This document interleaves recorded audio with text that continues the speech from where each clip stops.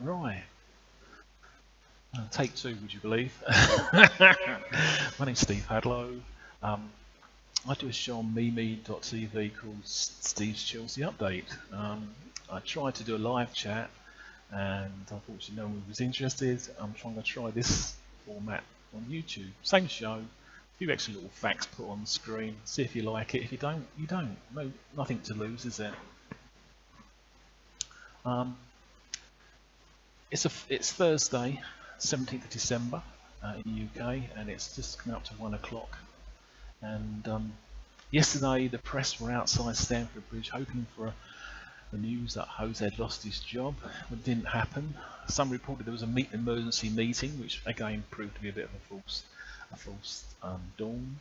Um, Jose is dead man walking. We have to accept that. Every game now, he will be like that. I think until Chelsea are in the top half of the league. Whether he's still manager then, we won't know. Um, but I think it's a bit unfair. The guy who was out for BBC was just basically regurgitating facts of which he read in the press. He didn't know anything. He was just, guessing, like, making up a story, saying that, repeating things which we as fans already know.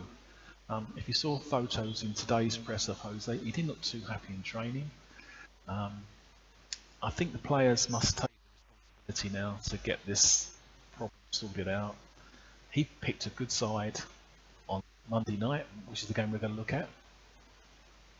Chelsea went to the King Power Stadium on Monday night to play Leicester City, managed by our old manager Claudio Ranieri.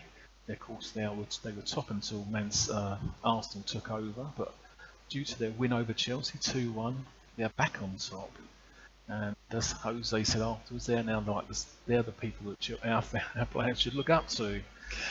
He said he was betrayed by the players, which is perhaps true. He can only coach them to such an extent, and the players of this level should be producing. A crowd of 32,000 were there, and 2 goals by Vardy and Mahrez.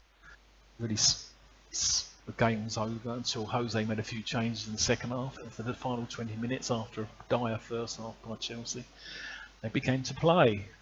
And we got a goal from Remy in the 77th minute. I'll just read you out the teams so you know who played. You probably know anyway, but Courtois, Ivanovic, Zuma, Terry, Aspie, Ramirez, Matic, William, Oscar, Hazard, and Costa. Fabregas came on the 53rd minute, and Remy came on the 65th, and Pedro was the first sub to replace Hazard, who went off with a mystery injury in the first half. I'm still waiting to read in the press what actually the injury was. No one's actually said yet. Even the club haven't come out with a statement. Some reports say he's ready to play again on Saturday, so I would like to know what that injury was. It must have been bad. I mean, the player wouldn't lie, I don't think, over something like that. So non-used subs: Begovic, Mikel, Kennedy, and Cahill. It was, as I say, it was a dire first start. I only listened to the radio. Robbie Savage was giving these expert tones. As soon as Terry got took off, he kicked the boot in and said, "Oh, his worst game we've seen him play." After Terry had a go at him, I think it was fight back. Opportune moment to have a say. Guy Mowbray did the Radio 5 live commentary, and both of them were saying the final 20 minutes Chelsea were playing the best football. Unfortunately, people look at the result, and it's 2-1 to Leicester, and they're back on top of the Premier League. Stats-wise, Leicester had 34%, Chelsea had 66%, so they had more possession of the ball. Unfortunately, they did nothing with it. Unfortunately, shots 9 for Leicester, 11 for Chelsea. On target, 1 for Leicester, 8 for Chelsea.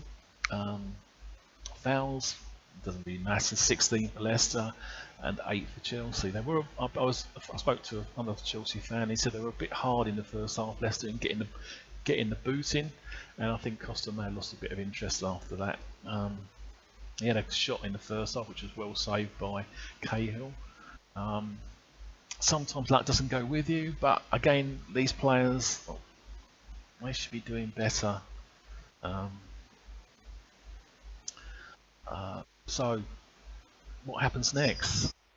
press, as I said, was outside. BBC were outside on last night, outside Stamford Bridge, waiting for an announcement. And did it come? No. There was no meeting. They just heard a rumour, and they just regurgitated facts we've already read in the paper. The guy, it's, I don't know. What gets me, one of the things I keep reading that, Michael Emanuel, whatever his name is, or the technical director, he's on the director advising Roman. What's this guy won? He's advising Jose on, he's on with other people advising what's Jose's future. What has this guy won? He's the guy who on Chelsea TV and said our players aren't ready until young players aren't ready until 23. And that's perhaps one reason we're not seeing them in the first team. They're being sent out to these rubbish teams. If Jose can't buy, if Jose's around in January and he can't buy, which of the 33 do you think will he bring back? Bramford, who's Patrick Bamford, who had a great season last season match with Middlesbrough. There's rumours that he's going to come back from Crystal Palace and going straight back out to Middlesbrough. Wesley Loftus-Cheek getting to the side. Is he strong enough to last 90 minutes? We don't know until Jose tries. Zuma, great, he's been playing great, but they reckon he's not at form at the moment. Perhaps it's time for him to have a brief rest. And Terry, JT's legs perhaps are going now. We have to accept that. He's 35. Great servant to the club. Pat Neville made a good comment on 5 Live last night that if Lampard was still playing, we'd probably be further up the league. We may not be top, but he'll be in there scoring goals. There's nobody doing that for us at the moment. I thought for an experiment, this may come off left field, or whatever you want to call it. Put Branner back in centre half, which is his natural position. People don't seem to forget, and playing with Cahill. Perhaps put Aspie on the right and Babylon on the left. It's just an idea. I'm sure Chelsea fans all around the country and around the world have got their own ideas what to do at the back. Up front, perhaps it's time to give Remy a start. He has been weak over 90 minutes, perhaps playing for 60 minutes or something, then bring Costa on for the final 30. Let Costa get a feel of what it's like to be, second striker. Perhaps it might G him up a little bit. I don't know if you saw his falling asleep thing on the pitch, which is a bit disheartening, I suppose. And also, what really annoyed me was at the end of the match, I thought the Chelsea fans were great. Even on the radio, you could hear them. They gave the full support. A podcaster recently said this week this was one of the best away games he'd been to. He said you actually get a feel for what home supporters really is. Leicester supporters were terrific, and Chelsea supporters were great, terrific as well. But just to have just 3 Chelsea players walk over to the crowd to acknowledge them at the end. There was a fire on the M1 off the journey home, so they got taunted by the fans about that. Usually JT walks over, but he didn't this time. And only Ivanovic, and Aspie walked over to the fans to say thanks for coming. I think they deserve better than that. It's a long way to go. If Chelsea fans, they deserve it. I think they deserve a bit better than that. So the future. Well, I don't know what I already said, but I think the host is probably his dead man walking every game now, but until we move up to near the top of the league. I don't think they should get rid of him. I think they should wait to the end of the season. I think it's time, as I said, to blend a few of the youngsters. Will it happen? Jose's got to change. He said at one stage, if the players were playing bad, he would shut the kids in. I want him to try. I want him to see how good or bad they really are. So that's it. So on Saturday, Chelsea play Sunderland. They're below us. We're in the bottom 5, but they're below us. Can we beat them? Do we have the confidence to beat them? That is the question. It's a 3 o'clock kickoff. It's the 19th of December.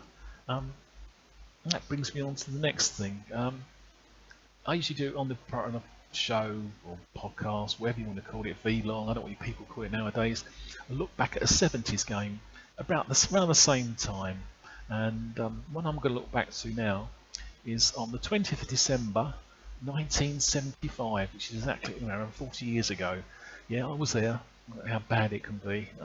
I don't go to many games now. I'm unemployed, so the money isn't exactly flowing at the moment, but I follow Chelsea through social media and different things, and I just hold up this program, see if you can see it. I'll just come back. There we go. There you go. And it was the 20th of December, 1975, and guess who we played? We played. You just got a quick glance of it. We played Sunderland, who we play on Saturday, and Chelsea then were in the old Division 2, which is now the Championship. I want to read you the team out on the back of the programme to give you an idea who played. Perhaps geography memory for the long-time supporters. Peter Benetti, Gary Locke, Ron Harris, David Hay. I think he didn't play. I think Gary Stanley played. Nicky Droy, John Dempsey, Ian Britton, Ray Wilkins was the captain, Ted Maybank in the programme, which we used to call him Teddy Maybank, blonde hair, a bit like Kerry Dixon in a way with there. Ian Hutchinson, yeah, he was around, and Charlie Cook, would you believe? I had difficulty finding the result, but I found it, and would you believe we won 1-0. It was an own goal. Nobody, so we scraped that win as well. So Saturday we can do likewise. I don't care if it's 1-0, 2-0, whatever. As long as Chelsea win and get 3 points, and we slowly move up the league. That's what we want. Well, I hope you've enjoyed this show. I'm just a Chelsea fan. I'm not no journalist or anything like that. I'm just somebody who loves the club, and this is why I do this little show, if you like.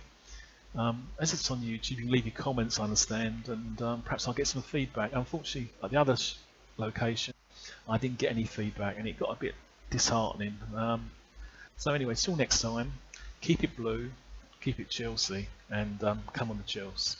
Thanks, everybody.